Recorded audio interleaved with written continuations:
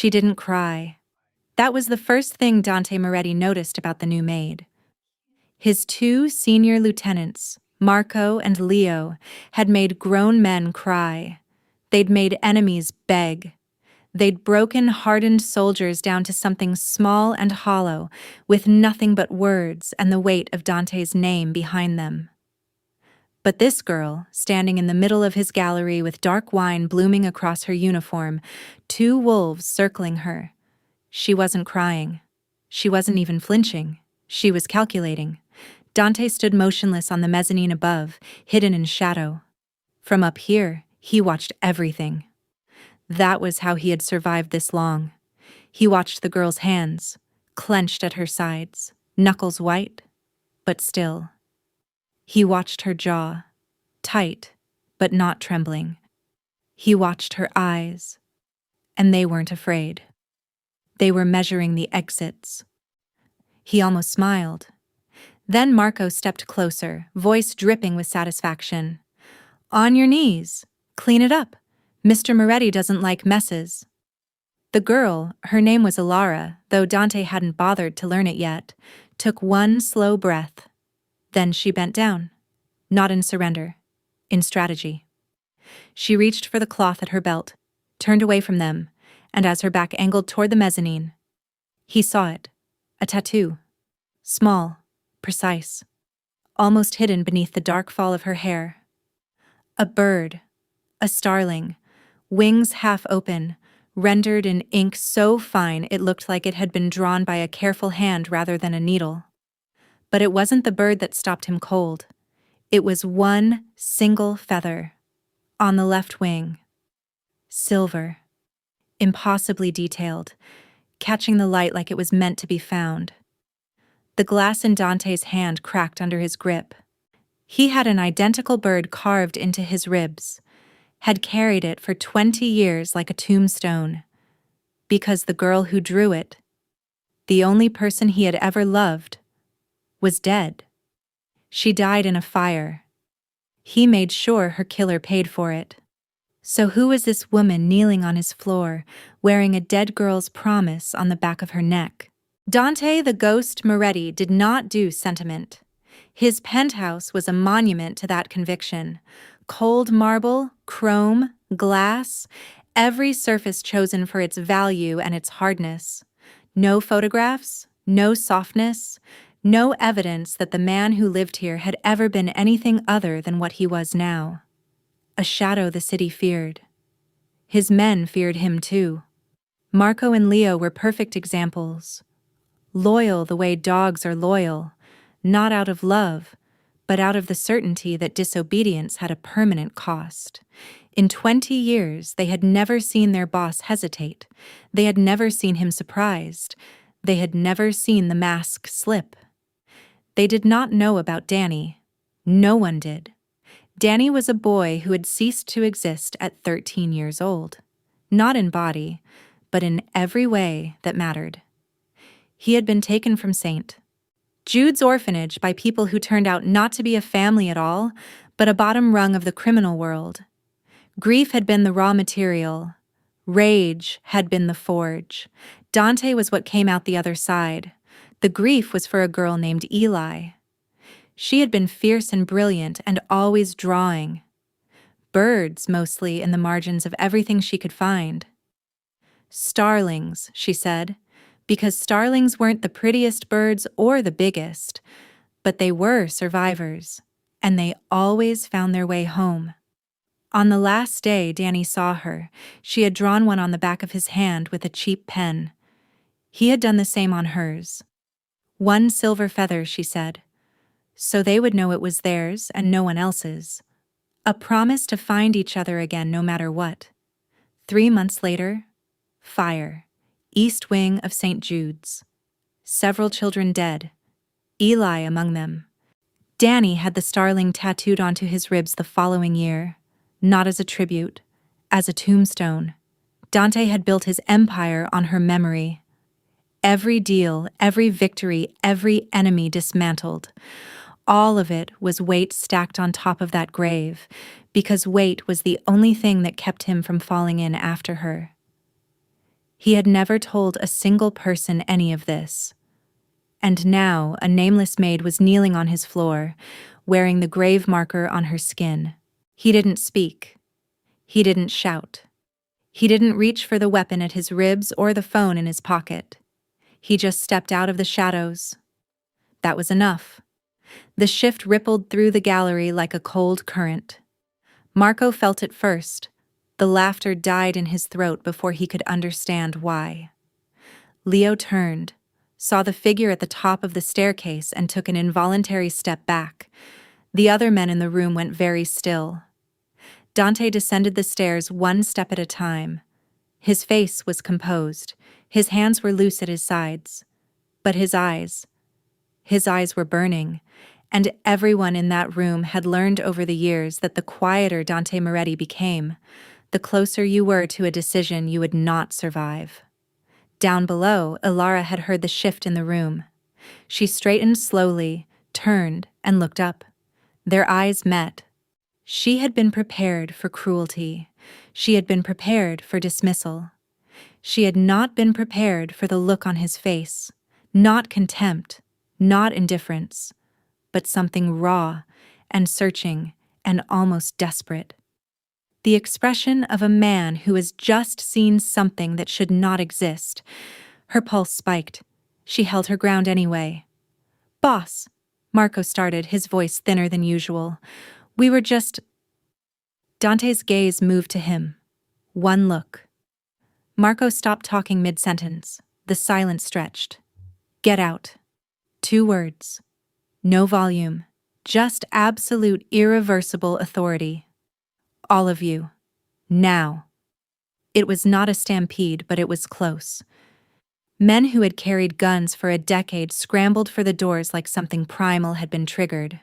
The deep animal certainty that the predator in the room had chosen its focus and they were not it. 30 seconds.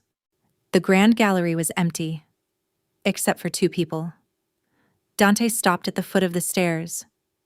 He was close enough now that Elara had to tilt her chin up to meet his eyes. She did. She would not look away from this man in his own home, whatever was coming. If she was going to be fired, she would be fired on her feet. She did not expect him to look at her like she was a ghost. "Stand up," he said. She was already standing. She raised an eyebrow, a small, precise act of defiance.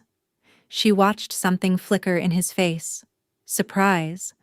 Then something that might have been the ghost of amusement. Then it was gone. "Turn around." She hesitated. Not from fear, but from calculation. There was nothing threatening in his posture, but she had been in enough difficult situations to know that compliance without understanding was its own kind of vulnerability. Still, she turned. His footsteps. Closer. She felt him stop directly behind her, close enough that the warmth of him was tangible against her back. His fingers, careful, controlled, pushed aside the damp collar of her uniform. The silence that followed was strange. Not the silence of appraisal, the silence of someone trying not to come apart. Dante's world had always been built on certainty. Not one thing in 20 years had managed to crack it. Not rivals, not losses, not the kind of violence that left other men broken and sleepless. He had faced all of it with the same cold stillness that had earned him his name. This tattoo had done in 3 seconds what 20 years of enemies had failed to do. He was falling apart. He kept his breathing controlled. He kept his hands still. But underneath that careful architecture, something sealed for 2 decades was cracking at every seam, the way you feel a structural failure before the building comes down. "Where did you get this?" he asked. His voice. She had been in this house less than a week, and she had heard him speak twice. Both times the voice of someone utterly certain of their place in the world. This was not that voice. And this was something broken open. She turned back to face him. "It's a tattoo," she said carefully. "I've had it since childhood." "Who drew it?" Not a question, a demand. But underneath it, a plea. "I don't know," she said. I grew up in the system. Foster homes, group homes. Whoever placed me in my first home said I already had it when I arrived. I was maybe 3 or 4. There was no record of where it came from. He stared at her. She stared back. Whatever she had expected from tonight, it was not this. It was not the most feared man in the city looking at her with an expression she could only describe as devastated. It made her want to step back. She didn't. She studied him the way she always studied uncertain situations, looking for the logic underneath. But this wasn't a threat.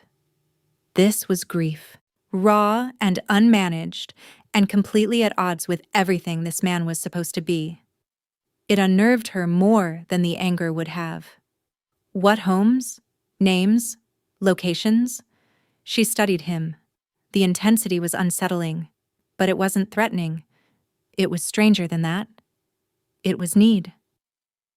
Dante Moretti, the man whose name made this city quiet, was looking at her like her answer was the only thing standing between him and something catastrophic. St. Catherine's was the first one I remember clearly, she said slowly, choosing each word with care. Before that, there was a fire somewhere. I was moved in the aftermath. I think I was in an infirmary when it happened. I don't remember the name of the place. The blood left his face, color draining, jaw tightening, a tremor moving through him that he suppressed almost immediately. Almost. She watched it happen, watched the ghost. The man who had never once, by every account she'd been able to gather in 6 days of quiet observation, shown anything resembling weakness, come within a breath of collapse. It lasted less than 2 seconds. Then the iron was back. The jaw reset. The eyes shuttered. But she had seen it. She couldn't unsee it. St. Jude's, he said, barely audible. The name landed in her chest like a stone dropped into still water. St. Jude's. She didn't know why those 2 words moved through her like a current. She didn't know why her throat suddenly tightened. It was like hearing a song from a dream. Familiar in a way that didn't attach to any specific memory, just to the feeling underneath the memory. A feeling of warmth, of safety, of something that had existed before everything hard had come after. I'm not sure, she said. I was so young. Eli! The word came out of him like it had been trapped for 20 years. Just that. 1 syllable. Her name, not the name she went by, not the name the system had given her, but the name from before, from the place she almost remembered, from the boy with sad eyes and a fierce scowl who used to say it like it meant the world. Her breath stopped. What did you just call me? He couldn't speak. She watched his face go through something she had no language for. It was not one emotion. It was several at once. Hope and terror and grief, and something so raw it had no name. All of them moving across his features in the span of a heartbeat. All of them fighting for space in a face that had spent 20 years learning to show nothing at all. And in the silence, it came back, not all at once, but in fragments, like shards of something broken long ago. An oak tree, charcoal on her fingers, a boy's hand held still while she drew on it, his voice, young and trying to sound brave. I won't forget you. And her own voice answering. I know, but this is a promise. The silver feather. One specific feather because it had to be theirs and no one else's. She remembered drawing it. She remembered the scratch of the pen and the way he had held perfectly still for her, which was the only time he was ever still, because he was always angry at something, always restless, always ready to bolt. Except when she was drawing. She had always known how to make him still. Danny, she whispered. It wasn't possible. It was. He told her everything, not immediately, not in one clean confession. They sat in his private study, the city blazing below the panoramic window, and he told her in pieces, the way you remove something buried, carefully, because you don't know what else might come loose. He had brought her here because the gallery felt wrong. Too large, too exposed, too many echoes of what had just happened. The study was different, smaller, books on every wall, a desk that actually looked used rather than displayed. It was the room, Elara realized, where the ghost became a man, where Dante Moretti, when no one was watching, was just a person trying to hold his empire together with the same hands that had once held a cheap pen above a small girl's wrist. She sat in the armchair he guided her to, and he stood by the window for a long moment with his back to her, looking out at the city below. His city, lit up and oblivious. She got the sense he was putting himself back together, brick by brick, wall by wall. She let him. She was doing something similar. The family that took him had not been a family. They had been the bottom step of a criminal ladder, and they had recognized in the grieving boy something useful, rage that hadn't found a shape yet. They had given it one. I was 13, he said, still facing the window. Old enough to understand what they were, not old enough to have anywhere else to go. A pause. By the time I was old enough to leave, I had learned too much to want to. She understood that logic. She had her own version of it, the version where survival and complicity start to look the same from the inside. He told her about the man he had hunted for years, the rival who ordered the fire at St. Jude's as a message. He told her what he had done to that man when he finally found him. He said it plainly, without performance or apology. He watched her face while he said it. She didn't flinch. She wasn't sure if that said something about him or something about her. Maybe both. Maybe the 20 years between them had produced two people who had each, in their own way, become harder than they ever should have had to be. I was in the infirmary, she said. West Wing. A nurse got me out through a side door. In the chaos, I was separated from everyone I knew. By the time I was placed at St. Catherine's, I was told everyone from the East Wing. She stopped. The sentence didn't need finishing. They both knew what she had been told. They told me you were dead, he said. I had a name, a report, a grave with your name on it. He finally turned from the window. In the lamplight, his face was stripped of its usual armor, just angles and shadows, and the evidence of a grief she was only now beginning to understand the full weight of. I visited it, more than once. Something moved through her chest at that. A pain that wasn't quite hers and wasn't quite his. Something shared. The specific ache of imagining the other person at a gravestone, believing it, building a life around that belief. You built all of this, she said quietly, because you thought I was gone. I built all of this because I had to put the grief somewhere. He met her eyes. And because I had to make sure no one else ever had the power to take something from me again. The room was very quiet, because outside the window, the city hummed its indifferent hum, all sirens and distance, and the ordinary machinery of a world that had no idea what was happening in this room. She was quiet for a long moment, processing, laying each piece next to the others and trying to see the shape they made. An orphaned boy turned into a weapon by men who recognized his potential for damage. A girl who was supposed to be dead, but wasn't. An empire erected over a grave that held no one. 20 years of grief pointed like a loaded gun at a target that had already walked away. You put it in the wrong place, she said. He looked at her. The grief, she said. You turned it into power. I turned mine into motion, kept moving, kept surviving, kept going because stopping felt like dying. She held his gaze. Neither of us did it right. But here we are. He was quiet for a moment. Then, very slowly, he crossed the room and sat down. Not on the chair across from her, but on the low table directly in front of her, close enough that she could see the faint lines at the corners of his eyes. The ones that looked like they came not from laughter, but from the particular strain of a person who had spent decades never letting his guard down. "I don't know how to do this," he said. The words came out quiet and precise, like an admission he had measured twice before allowing it past his teeth. "I don't know what this is. I have spent 20 years being one thing. You are asking me to remember that I was something else first." "I'm not asking you anything," she said. "I'm sitting in your chair in your house trying to figure out if this is real." "Is it?" She looked at him for a long moment. At the face she had not known and somehow recognized.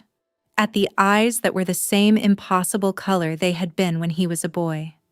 Gray and pale and always watching, always a little too perceptive for his own comfort. "Yes," she said. "It's real." Something moved across his face. Something she suspected he would never call by its right name, because men like this one, men who had turned grief into architecture, who had built entire kingdoms out of the need to never be vulnerable again, did not say words like relief or hope out loud. But she saw it. She had always been able to read him. Some things, apparently, survived everything. Here we are. 20 years. A fire. A promise drawn in cheap pen on the backs of two children's hands. An empire built on a grave that turned out to be empty. Here we are. Dante gave the order the next morning in the same tone he used to close deals and end careers. Elara was no longer staff. She was a guest of the house. She would be treated accordingly. Anyone who couldn't grasp what accordingly meant was welcome to find employment elsewhere. Marco and Leo did not come back. The message required no elaboration. The days that followed were strange. Not uncomfortable. Strange in the way things are strange when the world has shifted and your balance hasn't caught up. Elara moved through the penthouse with the careful awareness of someone who understood that this place was not neutral ground. It was his. Every room, every surface, every arrangement of light and silence was a reflection of the fortress he had built over 2 decades of controlled isolation. She was not afraid of it, but she paid attention. She noticed the way the staff watched her now. Wide, careful eyes, recalibrating. She was not a maid anymore. She was something without a category, and nothing made people more careful than a thing they couldn't place. She also noticed Dante. He did not hover. That would have been too readable. But he was aware of her in a way she felt without being able to point to it. A calibration in which rooms he chose to use, which hours he kept. 20 years of loss had made him careful with her, in a way he had no practice being careful with anything. It was, she thought, the most honest thing about him. But Dante's world was not one where vulnerability went unnoticed. News traveled in shapes, not details. The ghost had someone in his penthouse, someone who mattered. Someone who made the untouchable man act in ways that didn't fit his pattern. The Falcone family had been watching Dante for years, waiting for exactly this kind of opening. They were not impatient people. Patience was their primary weapon, the willingness to wait until the right crack appeared in the right wall. Dante's empire had never offered one. His habits were too disciplined, his emotions too buried. But now there was a woman in his penthouse, a woman with no protection of her own. That was a crack. The attack came on a Thursday. Dante was across town at a meeting he couldn't abandon without telegraphing weakness. He had left his best detail with Elara. 4 men, positioned correctly. The Falcones had done their research. They staged a fire alarm in the building across the street. Standard diversion, 2 guards to the perimeter, response time halved. Elara heard the shift in the building before she understood it. She had grown up with very little, which meant she had grown up paying close attention. The quality of silence changed. Footsteps arrived that didn't match the rhythm of the household. She set down the book she had been reading and sat very still for 3 seconds, listening. One set of footsteps from the east corridor, too heavy for staff. A second from outside the library door, pausing, which staff never did. She had maybe 30 seconds before the door opened. She used them. She was already moving when the library door opened. 3 men. Professional. There to take her alive. Which meant leverage, not a body. She filed this away in the half-second she had before they spread to cut off the exits. She had spent 20 years being underestimated. Foster homes taught you to be invisible. The streets of several different cities had taught her that invisible and harmless were not the same thing. She was small. She was, on paper, entirely without resources. She was alone in a room with 3 trained men twice her size. Good. That meant they wouldn't see the chair coming. She put a chair through the glass display case to her left. Not as a weapon, as noise, alarm, stall. The sound was enormous in the confined space. The 2 nearest men flinched. Just for a second. Just the reflexive human response to unexpected breaking glass. But a second was what she needed. She was already moving toward the window, putting distance between herself and the door, buying time, forcing them to spread out, making herself a harder target in the geometry of the room. She kept moving. She was not going to make herself easy. The doors burst open before they reached her. Dante. He had felt the deviation the moment the diversion was reported. Too clean, too targeted, too perfectly timed. He had left the meeting without a word, without explanation. Multi-million-dollar deal suspended mid-sentence. He had known, with a certainty that bypassed logic, what was happening in his home. What followed was not a fight. It was the application of 20 years of controlled violence to a specific problem. It was over quickly. She watched him. There was something terrible and precise about the way he moved.